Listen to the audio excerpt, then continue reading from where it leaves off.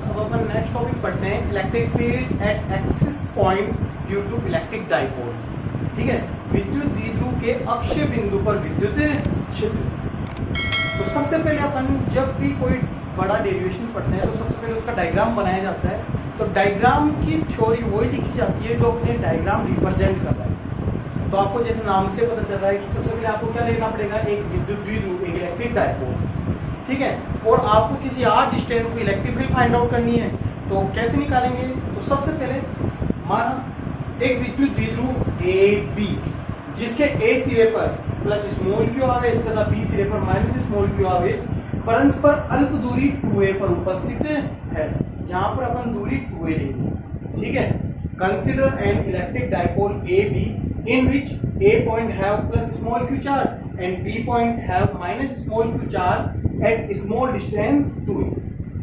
तो जब भी अपने डाइपोल का अपन कोई भी टॉपिक पढ़ते हैं तो उसके अंदर उस डेरिवेशन के अंदर इलेक्ट्रिक डाइपोल मोमेंट P की वैल्यू काम में ली जाती है। तो सबसे पहले अपन निकालेंगे इलेक्ट्रिक डाइपोल मोमेंट विद्युत द्विध्रुव आघूर्ण। तो इस विद्युत द्विध्रुव आघूर्ण कितना होगा? P बराबर होता है Q into distance between the charges, यानी कि धनात्मक आवेश तथा उनके मध्य की दूरी का गुणनफल Q इंटू 2a। तो Q इंटू 2a दूरी। तो ये अब इसकी डायरेक्शन किधर होती है? नेगेटिव चार्ज से पॉजिटिव चार्ज की ओर, ऋणात्मक आवेश से धनात्मक आवेश की ओर। तो अपन क्या बोलेंगे? माइनस से प्लस की ओर। तो इसकी डायरेक्शन हुई अलोंग AB। तो that is the equation number 1। अब अपन को क्या करना है? किसी आर डिस्टेंस के ऊपर P पॉइंट के ऊपर इलेक्ट्रिक फील्ड फाइंड आउट करनी है। तो किसी P पॉइंट पे इलेक्ट्रिक फील्ड कैसे फाइंड आउट करेंगे? तो इसको अपन देखते हैं। देखना,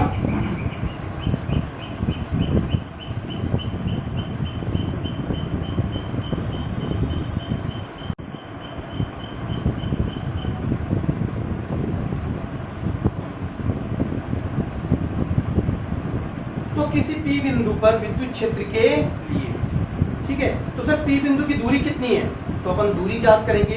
दूरी हमेशा द्विध्रुव में मध्य बिंदु O से ली जाती है, क्योंकि अगर दूरी नापी जाए तो कहां से लें? प्लस आवेश से या माइनस आवेश से?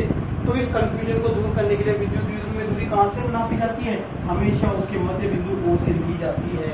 तो माना इसके मध्य बिंदु O से r दूरी पर स्थित P बिंदु पर विद्युत क्षेत्र के लिए, ठीक है, electric field at small r distance at P point. तो सबसे पहले अपन देखते हैं कि सर प्लस चार्ज, जो प्लस स्मॉल q चार्ज है, प्लस q धनात्मक आवेश है, उससे दूरी कितनी होगी? तो सर इससे दूरी होगी आपके, ये डिस्टेंस r है और ये डिस्टेंस a है, तो ये कितनी हो गई? r minus a। और वो कितनी हुई? इसी प्रकार यदि अपन माइनस q चार्ज से डिस्टेंस देखें, माइनस q चार्ज से डिस्टेंस कितनी होगी? सर ये r डिस्टेंस है और ये डिस्टेंस a है, तो ये डिस्टेंस कितनी होगी? r plus a। आपको हमेशा डिस्टेंस चार्ज से चाहिए, न कि मिड पॉइंट से। तो आपको इस प्रकार ये डिस्टेंस निकालनी पड़ेगी कि पॉजिटिव चार्ज से डिस्टेंस है r माइनस है और नेगेटिव चार्ज से डिस्टेंस है r प्लस a। अब अपन लगाते हैं electric field. Sir positive charge का इलेक्ट्रिक फील्ड क्या होती है? अवे, इससे दूर। तो इस तरफ हो गई E प्लस क्यू वेक्टर, इसकी डायरेक्शन इधर। और नेगेटिव चार्ज का इलेक्ट्रिक फील्ड किधर होती है? ऋणात्मक आवेश के कारण विद्युत क्षेत्र किधर होता है? सर अट्रैक्शन, तो माइनस का स्मॉल क्यू वेक्टर। ठीक है, तो ये हो गया आपकी इसकी डायरेक्शन। अब अपन क्या करेंगे? P पॉइंट पे इलेक्ट्रिक फील्ड निकालेंगे। सबसे पहले मैं एक बात आपको बता दूं, आप जानते हैं कि इलेक्ट्रिक फील्ड डिस्टेंस के स्क्वायर की क्या होती है? Inversely proportional. यदि डिस्टेंस कम है तो वहां पर इलेक्ट्रिक फील्ड क्या होगी? ज्यादा। तो किस चार्ज की डिस्टेंस कम है? प्लस की या माइनस की? सब प्लस चार्ज जिसके पास में इसकी डिस्टेंस कम है, तो अपन यहाँ पर बोल सकते हैं क्या कि आपके जो E प्लस क्यू चार्ज का इलेक्ट्रिक फील्ड आएगी, that is the greater than in comparison to minus q charge. यानी प्लस स्मॉल क्यू आवेश का जो विद्युत क्षेत्र होगा वो हमेशा माइनस स्मॉल क्यू आवेश से ज्यादा होगा। जब भी आप ये डेरिवेशन सोल्व करें तो ध्यान रखें, जो आपके P पॉइंट है ना, P बिंदु, वो हमेशा धनात्मक आवेश के पास में ही होना चाहिए। ठीक है, पॉजिटिव चार्ज के पास में होना चाहिए। अब अपन इलेक्ट्रिक फील्ड फाइंड आउट करते हैं। तो अपन सबसे पहले देखेंगे आपके electric field due two plus small Q charge. तो सबसे पहले प्लस स्मॉल क्यू चार्ज के कारण प्लस स्मॉल क्यू आवेश के कारण पी बिंदु पर विद्युत क्षेत्र कितना होगा? तो अभी मैंने बताया था E प्लस क्यू। वेक्टर काम में नहीं लेंगे अपन, वेक्टर बाद में लगा देंगे। कितनी वैल्यू होगी सर? के।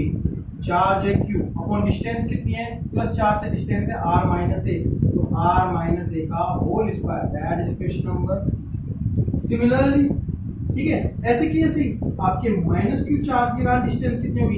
ये आपको लिखना है electric field due to minus q charge. मैं डायरेक्ट लिख देता हूँ, यदि माइनस क्यू आवेश के कारण विद्युत क्षेत्र, अब माइनस का आवेश है तो माइनस के क्यू अपॉन डिस्टेंस कितनी होगी? आर प्लस ए का whole square, that is equation number 3। बोलो होगी नहीं होगी? अब जब किसी एक पॉइंट पर दो इलेक्ट्रिक फील्ड लगे तो वहां पे टोटल इलेक्ट्रिक फील्ड क्या होती है? दोनों का अपन क्या कर लेते हैं? सम कर लेते हैं, उन दोनों को ऐड कर लेते हैं। सर ये तो अपोजिट है, तो सब्ट्रैक्ट होना चाहिए। सब्ट्रैक्ट अपन नहीं करेंगे क्योंकि अपन ने माइनस चार्ज की यहाँ पे वैल्यू माइनस की ले ली है। अब इन दोनों को ऐड करेंगे तो आपके पी पॉइंट पे इलेक्ट्रिक फील्ड कितनी होगी? सर एक तो प्लस क्यू चार्ज के कारण और एक माइनस क्यू चार्ज की इलेक्ट्रिक फील्ड को ऐड कर ले तो कितनी आएगी? के क्यू अपॉन ये डिस्टेंस कितनी है? आर माइनस ए का होल स्क्वायर, और के क्यू अपॉन ये डिस्टेंस कितनी है? आर प्लस ए का होल स्क्वायर। अब अपन क्या करेंगे? इसको सोल्व करने के लिए के क्यू कॉमन ले लेंगे। के क्यू कॉमन लेंगे तो बचेगा क्या? 1 अपॉन आर माइनस ए का whole square minus 1 upon R plus ए का होल स्क्वायर। ठीक है, अब इसको आगे सोल्व करेंगे। सोल्व करने के लिए अपन क्या लेंगे? एलसीएम। ठीक है, लघुत्तम लहसन लेंगे। लहसन में क्या इन दोनों को मल्टीप्लाई में ले लेंगे, तो इन दोनों को मल्टीप्लाई में लेंगे तो देखना दोनों पे स्क्वायर है तो स्क्वायर को बाहर अपन कॉमन ले लेते हैं। ऐसे R plus A R minus ए का होल स्क्वायर। अब ये टर्म इधर, तो ये क्या आएगी? आर प्लस ए का whole square minus R minus ए का होल स्क्वायर। अब अपन इसको सोल्व करते हैं तो पी पॉइंट पे इलेक्ट्रिक फील्ड कितनी होगी? के क्यू। अब मैंने आपको जब शुरू में अलजेब्रा पढ़ाई थी तो वहां पे कुछ आइडेंटिटीज बताई थी, कुछ फॉर्मूले बताए थे, तो वो देखना आर प्लस ए और आर माइनस ए कितना बन जाएगा?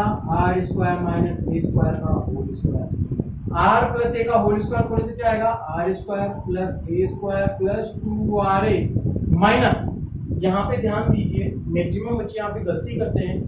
क्यों?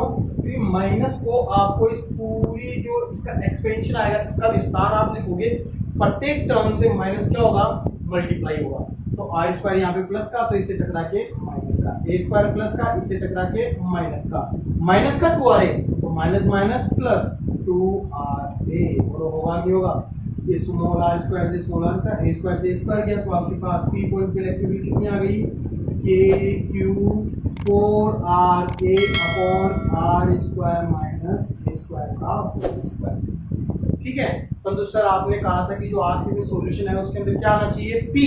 तो यहाँ पर पी नहीं आया है तो इसको पी बनाएंगे। कैसे बनाएं? सर पी इक्वल टू क्या है? Q into 2a। तो अपन यहाँ पर लिख लेते हैं क्यू इंटू 2a, इसको ऐसे लिख लेते हैं 2QA। जैसे आपने 2QA लिया तो 4 में से 2 गया तो बचा 2, Q आ गया, A आ गया, बचा क्या? R। तो 2R बाहर बच जाएगा, बचेगा क्या? R square minus a square का होल स्क्वायर। इसको अपन क्या बोल सकते हैं? By equation 1। इसको सर अपन P लिख सकते हैं। तो यदि अपन P लिख देंगे तो आपके इलेक्ट्रिक फील्ड क्या हो जाएगी? KP2R upon r square minus a square का होल स्क्वायर। तो आपके किसी इलेक्ट्रिक डायपोल के कारण एक्सिस पॉइंट पे इलेक्ट्रिक फील्ड का यही फॉर्मूला होता है, बट यहाँ पर इसको अपन अभी और मॉडिफाई करेंगे। कैसे? जो आपके इलेक्ट्रिक डायपोल होता है, ठीक है ना, जो आपके इलेक्ट्रिक डायपोल होता है, इसके अंदर दोनों चार्जेस के बीच की डिस्टेंस बहुत नेग्लिजिबल होती है। क्या होती है? बहुत कम, बहुत नगण्य होती है in comparison to distance between the point. जिस पॉइंट पे अपन इलेक्ट्रिक फील्ड निकाल रहे हैं उसके कंपैरिजन आपके इनके बीच की डिस्टेंस क्या होती है? बहुत नेग्लिजिबल होती है। तो आप क्या बोलेंगे यहाँ पर? इसके नीचे बोल रहा हूँ, if R is greater than A, यानी R का मान A के कंपेयर बहुत बड़ा होता है, तो r square minus a square equal to क्या हो जाएगा? R square. वहाँ पे वैल्यू रखेंगे तो एक्सिस पॉइंट पर इलेक्ट्रिक फील्ड कितनी होगी? 2KPR अपॉन आर स्क्वायर का होल स्क्वायर, R की पावर 4, एक R कट गया तो R की पावर कितना आ गया? 2kp/r³। ये होती है आपके एक्सिस पर इलेक्ट्रिक फील्ड की डायरेक्शन। ठीक है, तो ये तो इसका मैग्नीट्यूड है। अब अपन इसको किस में निकालेंगे? वेक्टर फॉर्म में निकालते हैं। तो बच्चों ध्यान देना, इन वेक्टर फॉर्म।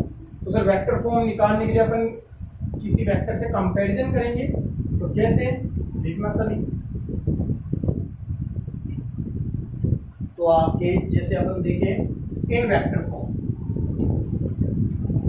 इन वेक्टर फॉर्म में लेंगे तो आपको मैंने बताया प्लस के चार्ज के कारण इलेक्ट्रिक फील्ड ज्यादा है, तो ये वाली इलेक्ट्रिक फील्ड ज्यादा है, तो आपके जो रिजल्टेंट इलेक्ट्रिक फील्ड होगी किस डायरेक्शन में होगी? इन अलोंग। किस डायरेक्शन में? VA डायरेक्शन में। VA and P also in VA direction. P भी किस डायरेक्शन में है? VA डायरेक्शन में है, तो दोनों सेम डायरेक्शन में है। देन यू कैन से दूसरा आपकी इलेक्ट्रिक फील्ड क्या बन जाएगी? एक्सिस के ऊपर इलेक्ट्रिक फील्ड का फॉर्मूला बन जाएगा 2kp वेक्टर अपॉन r³। ये होता है आपके इलेक्ट्रिक डायपोल के एक्सिस के ऊपर इलेक्ट्रिक फील्ड का फॉर्मूला कितना होता है? 2kp/r³। तो ये तो बात इसकी हो गई। अब अपन देखते हैं नोट। तो नोट नंबर 1 है, जैसे अपन ग्राफ बनाए, graph between E axis and R। तो आपने क्या देखा कि जो E एक्सिस होती है वो r³ के इनवर्सली प्रोपोर्शनल। तो इसका ग्राफ कैसा बनेगा?